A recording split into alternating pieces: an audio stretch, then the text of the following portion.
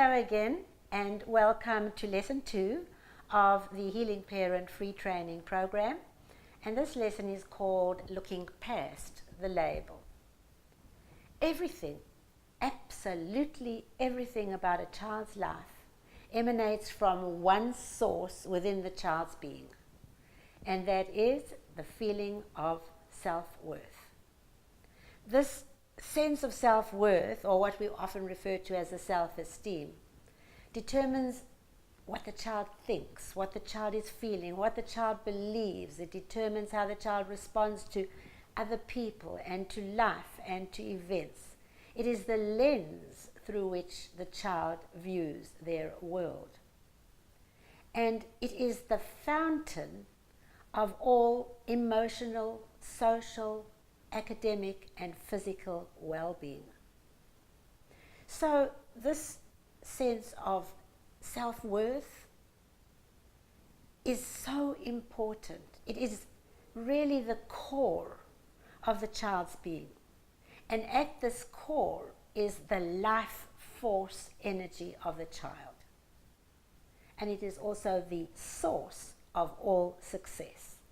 When a child has a strong sense of self-worth, they feel comfortable in their skin. They feel calm and confident, and they enjoy and are successful in every part of their lives. Now here's where neuroscience comes in, because when a child feels like that, they are secreting certain chemicals in the brain, such as endorphins, oxytocin, dopamine, serotonin, adrenaline, amongst others. And these brain chemicals help them to learn easily, to focus and pay attention, to behave positively, to enjoy interacting with others, feel good about themselves, and love life. The opposite is also true when a child has a low sense of self-worth. They don't feel comfortable with themselves. They don't feel good inside. They are hurting inside. And this causes them to feel anxious and insecure and stressed. And this causes the brain to secrete all kinds of neurochemistry that can actually trigger learning, behavior, and mood problems. Now, it's not possible for a child to be conceived and then to be born into this world with a high sense of self-worth or a low sense of self-worth. So where does this come from? Well, actually, it is wired into the child's brain, and it's what we refer to as a neural pathway. The way in which this neural pathway is wired into the brain is through the messages that the child hears from mom and dad over and over again about himself or herself, and then later the kind of messages the child hears from teachers and significant others. The more messages the child hears about themselves, and perhaps over and over again, the deeper this neural pathway is grooved into the brain. And this eventually becomes the child's self-esteem.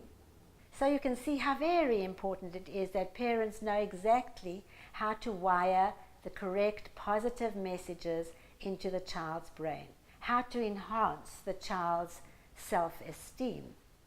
And in my Healing Parent toolbox below, I teach you exactly how to do that using an amazing tool called the Unique Identity Builder.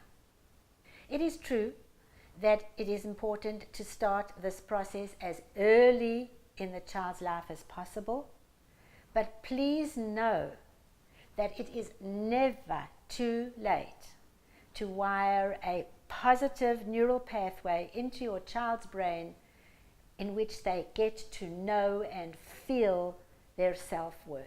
Never, ever too late. And here's a challenging piece of information for parents, and that is that your self-esteem and your sense of self-worth is very important too, because you are role models of this for your children.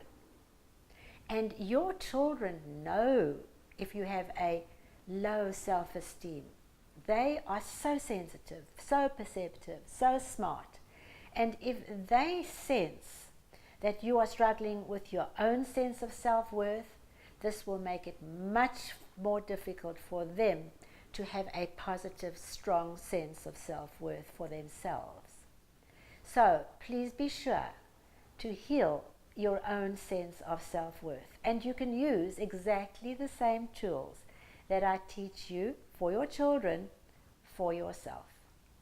I would like you to become aware of something that has the potential of having a very negative effect on your child's self-esteem and sense of self-worth. And that is a difficult topic, but at the same time, it is one that needs to be addressed. It is the issue of having a diagnostic label. Now, let me say, I understand that there are times, although I wish that there weren't, but I understand that there are times when getting a diagnosis is necessary, such as for getting certain accommodations for the child at school. Here's what you need to be aware of so that the label does not have a negative impact on the child. Firstly, be aware that you do not allow the label to affect your perception of the child. It is kind of natural that when a parent has heard this diagnosis being uttered by a healthcare practitioner, such as ADHD or autism or depression or whatever it may be, it's kind of natural that this will begin to cloud the way in which the parent sees the child. Please do not allow that to happen. Your child's diagnostic label is not your child's identity. It is not who they are. Remember that your child is a remarkably talented, unique human being. He or she is not the label. The other danger with the diagnostic label is that teachers may change their perception of the child and also change what they believe the child is capable of. And so I suggest that you have a conversation with the teachers and respectfully but firmly request that the teacher never uses the label in front of the child, never speaks about the child in the terms of the label, and tell the teacher that you don't see the child as the label. You see the child as having amazing talents and abilities and as being whole, and you would like the teacher to do the same. And the same rule applies for you at home. Do not have conversations with your spouse that are constantly referring to the label. Don't let the siblings refer to the child's label. Any conversations about the child is only about the wonder and magnificence of who the child is. The child may see the world differently, the child may learn differently, but this does not mean that they need to be stigmatized by a label. So moms and dads, please be sure that you are not in a relationship with a label. Lose the label, don't think about the label, just be in a relationship with that extraordinary being that is behind the label.